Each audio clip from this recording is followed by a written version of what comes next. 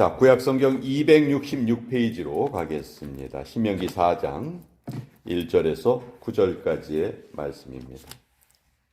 구약성경 266페이지 신명기 4장 1절에서 9절까지의 말씀입니다. 자, 우리 하나님의 말씀을 같이 읽겠습니다. 시작. 이스라엘아, 이제 내가 너희에게 가르치는 규례와 법도를 듣고 준행하라. 그리하면 너희가 살 것이요 너희 조상의 하나님 여호와께서 너희에게 주시는 땅에 들어가서 그것을 얻게 되리라. 내가 너희에게 명령하는 말을 너희는 가감하지 말고 내가 너희에게 내리는 너희 하나님 여호와의 명령을 지키라. 여호와께서 바알보올의 일로 말미암아 행하신 바를 너희가 눈으로 보았거니와 바알보올을 따른 모든 사람을 너희의 하나님 여호와께서 너희 가운데에서 멸망시키셨을 때 오직 너희의 하나님 여호와께부터 떠나지 않은 너희는 오늘까지 다 생존하였느니라. 내가 나의 하나님 여호와께서 명령하신 대로 규례와 법도를 너희에게 가르쳤나니 이는 너희가 들어가서 기업으로 차지할 땅에서 그대로 행하게 하려 함인즉 너희는 지켜 행하라. 이것이 여러 민족 앞에서 너희의 지혜요 너희의 지식이라. 그들이 이 모든 규례를 듣고 이르기를 이 큰 나라 사람은 과연 지혜와 지식이 있는 백성이로다 하리라. 우리 하나님 여호와께서 우리가 그에게 기도할 때마다 우리에게 가까이 하심과 같이 그 신이 가까이함을 얻은 큰 나라가 어디 있느냐. 오늘 내가 너희에게 선포하는 이 율법과 같이 그 규례와 법도가 공의로운 큰 나라가 어디 있느냐. 오직 너는 스스로 삼가며 내 마음을 힘써 지키라. 그리하여 네가 눈으로 본 그 일을 잊어버리지 말라. 네가 생전하는 날 동안에 그 일들이 내 마음에서 떠나지 않도록 조심하라. 너는 그 일들을 네 아들들과 네 손자들에게 알게 하라. 하나님의 말씀입니다. 아멘. 자, 신명기는 모세의 고별 설교 3편입니다. 지금 모세는 나이가 120세죠. 그렇지만 그렇도록 들어가고 싶었던 가나안 땅에는 들어가지 못하고 그 가나안 땅을 바라보는 그곳에서 이제 광야 2세대들에게 자기 혼신의 힘을 다해서 꼭 남겨야 할 말을 남기고 있습니다. 지금 이 모세의 이 말을 듣는 대상들은 광야 2세대들인데요. 보통 우리가 광야 세대를 1세대와 2세대로 구별을 합니다. 광야 1세대는 좀 더 구체적으로 말하면 출애굽을 한 이후에 불과 이제 한 2달 후에 시내산에 도착하잖아요. 그 시내산에서 이스라엘 백성들이 하나님과 약속을 맺습니다. 그 시내산 언약이라고 그러죠. 그 시내산 언약을 맺었던 당사자들이 광야 1세대들이에요. 그 당시에 성인이었던 자들이죠. 근데 광야 2세대들은 누구냐 하면 그 첫 번째 하나님과의 언약이 맺어졌을 때 아주 나이가 어리거나 그래서 도대체 지금 무슨 일이 일어났는지 잘 깨닫지 못한 그런 사람들. 또 그 광야 1세대들은 결국 가데스 바네아에서 정탐꾼을 보냈다가 그 10명의 부정적인 보고를 하는 정탐꾼의 말을 듣고 밤새도록 통곡하고 울거든요. 그래서 하나님께서 이미 약속을 맺은 다음에 그런 잘못을 범했기 때문에 그때 밤새도록 울었던 자들에게 벌을 내리시죠.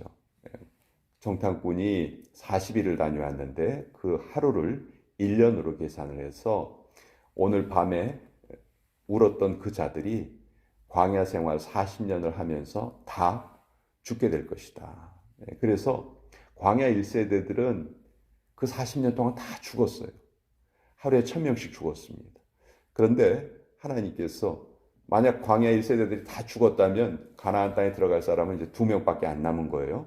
여호수아하고 갈렙밖에 안 남은 거죠. 그렇지만 하나님께서 새로운 세대들을 계속 또 태어나게 하셨습니다. 그 광야 생활 40년 동안 새롭게 태어난 그 자손들, 1,000명씩 죽었지만 또 1,000명씩 태어났거든요. 그래서 가나안 땅에 들어갈 때 그 모든 인원이 가나안 땅에서 나올 때 인원하고 거의 비슷했단 말이죠. 자, 이 사람들이 바로 광야 2세대입니다. 광야 생활 40년 동안 태어났던 사람들 혹은 그 이전에 태어났다 할지라도 시내산 언약을 맺을 때 아주 어린이였던, 아주 어려서 그 약속을 제대로 이해하지 못했던 사람들. 그러니까 지금 모세가 120세인데 지금 이 광야 2세대들의 나이는 기껏해야 50세 정도 아니면 다 그 이하였을 거예요. 그렇죠? 그 사람들에게 모세가 지금 하나님의 말씀을 남기는데 이제 인생의 그 마무리를 해야 되는 모세 입장에서는 가나안 땅에 들어가서 하나님의 명령을 지키며 살아야 되는 이 광야 2세대들이 너무 사랑스러워 보이기도 하고 또 그래서 이들에게 마지막 자기의 모든 인생의 모든 경험이 다 담겨져 있는 정말 중요한 말을 남기게 됩니다.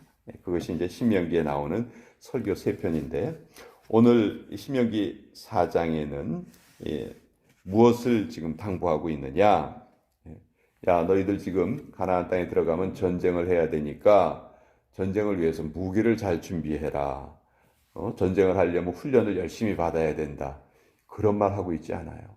지금 모세가 가장 중요하게 생각하는 말은 하나님의 명령을 지켜라.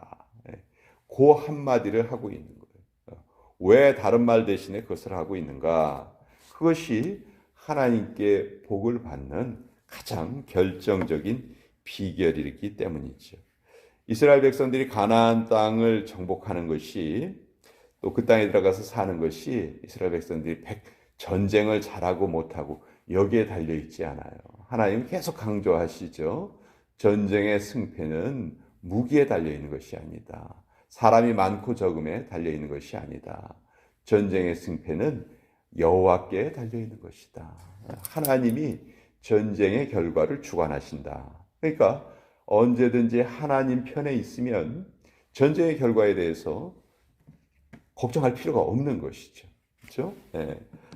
아무리 전쟁 훈련을 열심히 하고 무기를 많이 준비한다 해도 하나님 편에 서 있지 않다면 그 전쟁의 결과는 결코 좋은 결과를 얻을 수 없다는 거예요. 그래서 모세가 남기는 말은 1절에 이스라엘아 이제 내가 너희에게 가르치는 규례와 법도를 듣고 준행하여라. 한마디로 규례와 법도를 준행하여라. 이 규례와 법도가 바로 레위기에 있는 말씀이죠. 레위기에 있는 말씀을 너희가 준행하여라. 그리하면 너희가 살 것이다. 그리고 너희의 조상의 하나님 여호와께서 너희에게 주시는 땅, 바로 가나안 땅이죠. 가나안 땅에 들어가서 그것을 얻게 될 것이다. 그러니까 가나안 땅을 얻고 못 얻고는 다른 데 있지 않고 하나님의 명령을 제대로 잘 지키는가 아닌가 거기에 달려 있다는 거예요. 그래서 하나님의 명령을 우리가 잘 지켜야 하는데 2절에 보면 아주 마음이 뜨끔한 그런 구절이 있습니다. 내가 너희에게 명령하는 말을 너희는 가감하지 말고.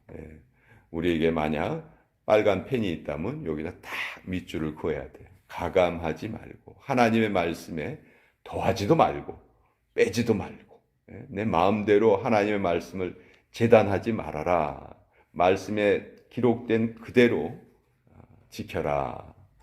우리가 신앙생활 한다고 하면서도 하나님의 말씀을 내 마음대로 가감하려는 그런 유혹을 너무너무 많이 받죠. 자, 이 하나님의 말씀을 자기 멋대로 가감했던 사건, 이 정도는 뭐 해도 괜찮겠지 했던 그 사건의 예를 모세가 지금 들고 있는데 바로 바알부올 사건이에요. 바알부올. 예. 부올은 동네 이름이에요. 근데 바알은 우리 잘 아는 것처럼 우상이죠. 특히 가나안 족속들이 섬겼던 우상들. 그러니까 바알부올은 한마디로 부올이란 곳에서 섬겼던 바알 우상 그 사건을 말하는 거예요. 이 사건은 민수기 25장에 기록되어 있는데 민수기 그 앞부분에 우리가 잘 아는 발람과 발락의 이야기가 나와요. 그 모압 왕이 이스라엘 백성들이 자기 땅을 지나간다는 말을 듣고 발람이라는 선지자를 불러서 저들을 좀 저주해 달라 이렇게 부탁을 하죠. 그렇지만 발람에게는 하나님이 아주 엄히 명령하셨어요. 내가 너의 입에 넣어주는 말 말고는 다른 말을 하면 안 된다. 그래서 저주를 하라고 불렀는데 오히려 3번이나 축복을 하게 됩니다. 자, 자기가 돈을 받고 왔는데 돈값을 못하고 지금 돌아가게 되는 거잖아요. 그래서 발람이 미안했는지 발락에게 한 가지 꾀를 전해줍니다. 이스라엘 백성들의 힘을 잃게 하는 방법은 다른 방법은 없다. 딱 한 가지. 내가 알려주는 대로 해라. 이스라엘 백성들의 남자들을 유혹해라. 너희 모압 사람들을 통해서 저들을 우상 숭배하는데 같이 끌어들여라. 그것만이 저들의 힘을 없애버릴 수 있는 방법이다. 실제로 발락이 발람의 이 말을 듣고 그대로 실천을 합니다. 그래서 모압 사람들이, 모압 여인들이 이스라엘 백성들이 진치고 있는 곳에 찾아와요. 찾아와서 아주 뭐 예쁘게 꾸미고 찾아와서 이스라엘 백성들을 유혹합니다. 이스라엘 남자들은 지금 광야 생활 40년을 하고 막바지에 이르렀기 때문에 여러분 그 광야 생활은 정말 극한적인 상황이거든요. 거기서는 생존하는 것이 가장 큰 문제지 뭘 치장을 한다든지 뭐 이런 거는 꿈도 꿀 수 없는 그런 상황이거든요. 근데 모압 여인들이 아주 그냥 예쁘게 차려입고 오니까 거기에 유혹을 받은 거예요. 그래서 그 모압 여인들을 따라가서 많은 이스라엘 백성들이 함께 따라가서 그 음행을 벌이고 그 우상을 섬기는 그 제사에 같이 참여하게 됩니다. 이때 이제 쫓아간 사람들도 있었고 안 쫓아간 사람들도 있었다는 거예요. 근데 그 하나님께서 그 쫓아간 사람들을 어떻게 다루셨느냐? 분명히 그런 것을 하나님이 하지 말라고 하셨는데 그것을 행했던 그 사람들을 3절에 보면 여호와께서 바알부올의 일로 말미암아 행하신 바를 너희가 눈으로 보았거니와 너 그때 무슨 일이 있었는지 다 봤지? 바알부올을 따른 모든 사람을 너희의 하나님 여호와께서 너희 가운데서 멸망시키셨다. 여기 멸망시키셨다는 건 죽이셨다는 말이거든요. 하나님께서 연병을 돌게 하셔가지고 이때 여기에 참여한 사람들을 다 죽여버리십니다. 그러나 4절 오직 너희의 하나님 여호와께부터 떠나지 않은 너희는 오늘까지 다 생존하였느니라. 그때 그 바알볼의 사건에서 잘못을 범하지 않았던 너희들은 지금까지 살아남아 있는 것이고 그때 잘못을 범한 사람들은 다 죽었다. 이것이 하나님의 명령이 얼마나 무서운 명령인가 하는 것을 너희가 경험한 사례다. 그러니 앞으로도 하나님의 명령을 잘 지키고 그대로 가나안 땅에 들어가서 행해라. 나는 가나안 땅에 그렇게 들어가고 싶었지만 그 땅을 하나님께서 나에게는 들어가지 못한다 말씀하셨으니 나 대신 너희들이 들어가서 그 가나안 땅에서 정말 하나님이 바라시는 그런 큰 나라를 이루고 살아라. 우리가 얼마나 하나님께 복을 받은 백성이냐 하면 7절에 우리 하나님 여호와께서 우리가 그에게 기도할 때마다 우리에게 가까이 하심과 같이 그 신이 가까이 함을 얻은 큰 나라가 어디 있느냐. 이방 신들은 아무리 섬긴다 해도 그 신들이 우리에게 찾아오지를 않는다. 그러나 우리 하나님은 우리가 기도할 때마다 우리에게 가까이 하신다. 정말 우리가 너무너무 은혜로운 말씀이죠. 우리가 기도할 때 어떤 일이 벌어지느냐. 우리가 진정으로 하나님께 기도하면 하나님이 우리에게 가까이 찾아오신다는 거예요. 우리의 마음을 다 살피시고 우리의 상황을 다 하나님께서 알고 계신다는 것이죠. 참 너무도 은혜로운 말씀이에요. 또 8절에 보면 오늘 내가 너희에게 선포하는 이 율법과 같이 그 규례와 법도가 공의로운 큰 나라가 어디 있느냐. 모든 다른 우상들은요 비인격적인 신들입니다. 반면에 하나님만이 인격적인 신이세요. 이게 무슨 말이냐 하면 다른 어떤 이방 종교든지 기독교를 제외한 모든 종교가 다 마찬가지인데 우리 인격의 변화가 아무 필요가 없습니다. 그저 그 신에게 정성만 보이면 되는 거예요. 아무리 잘못을 많이 했어도 그거 회개할 필요도 없고요. 그냥 복채를 많이 지어주든지 아니면은 정성을 보이는 그런 형태만 보이면은 이방신들이 만족을 한다. 이것이 다 이방 종교들의 모습이에요. 반면에 우리 하나님은 어떤 분이시냐 하면 우리의 존재가 하나님께 기쁨이 되지 못한다면, 즉 우리가 죄로 뭉쳐져 있거나 잘못을 계속 행하면서 하나님을 섬긴다고 하거나 할 때에는 결코 우리를 돌보지 않으신다는 거죠. 그런 우리의 모습은 하나님께 기쁨이 되지 못한다는, 그것이 하나님이 인격적인 분이시다 하는 그런 내용이거든요. 그러니까 하나님은 규례와 법도를 공의롭게 우리에게 주어 주셨고 그것을 우리가 신실하게 따르고 지키기를 원하시는 거예요. 그러니까 오늘도 우리의 삶의 모습을 하나님께서 아주 감찰하고 계시는 거죠. 가깝게 보고 계신다. 그러니 이제 우리가 어떻게 살아야 할 것인가. 이 세상 사람들은 자기들의 삶의 방식이 가장 좋은 방식이라고 오해하면서 삽니다.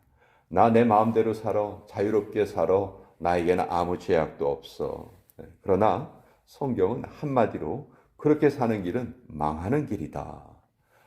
하나님 없이 너의 멋대로, 네 좋은 대로 그렇게 사는 길은 망하는 길이다. 그렇게 분명히 말씀하시죠.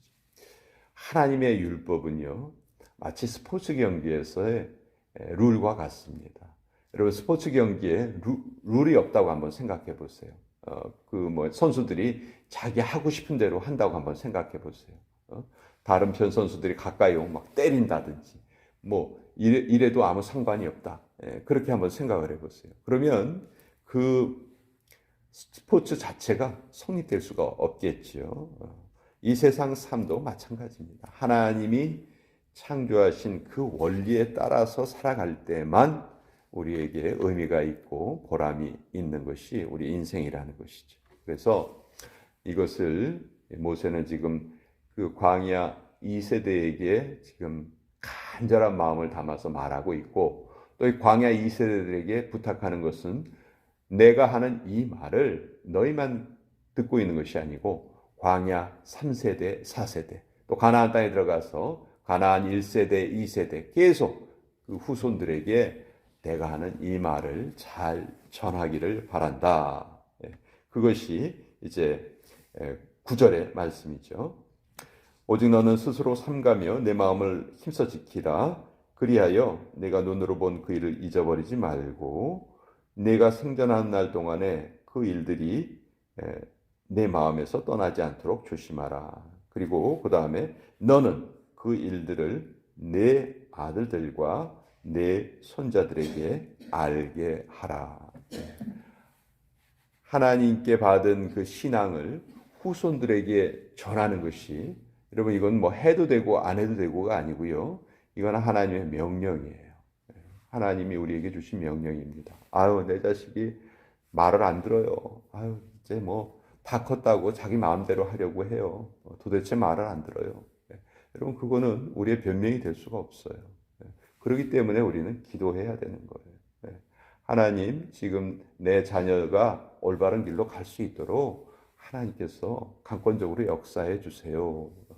그러면서 기도하는 거죠. 또 우리의 신앙을 저들에게 전할 수 있는 가장 좋은 방법은 저들의 귀를 통해서 전하는 게 아니고 저들의 눈을 통해서 전하는 겁니다. 무슨 말이냐면 우리가 보여주면 되는 거예요. 우리의 자녀들은 들은 대로 행동하지 않습니다. 본 대로 행동해요. 그것이 우리의 인간의 습성이에요. 그렇기 때문에 우리가 저들에게 하나님을 잘 섬기고 사는 모습을 보여주면 된다. 그것이 자녀들에게 신앙을 전수하는 방법이고 또 그 자녀들이 자꾸 우리의 말을 듣지 않는다든지 할 때에는 기도하는 방법 외에는 없다. 그래서 우리가 기도할 때 하나님께서 우리의 기도를 반드시 응답해 주신다 하는 그런 확신을 가지고 또 우리의 자손들을 위해서 기도해야 합니다. 자, 이것이 이제 모세가 광야 이 세대들에게 당부한 귀한 내용이다. 근데 바로 오늘 우리를 살아가는 우리에게 모세가 남긴 그런 말과 똑같겠죠. 모세가 만약 지금 우리에게 찾아온다면 다른 거 말하지 않을 거예요.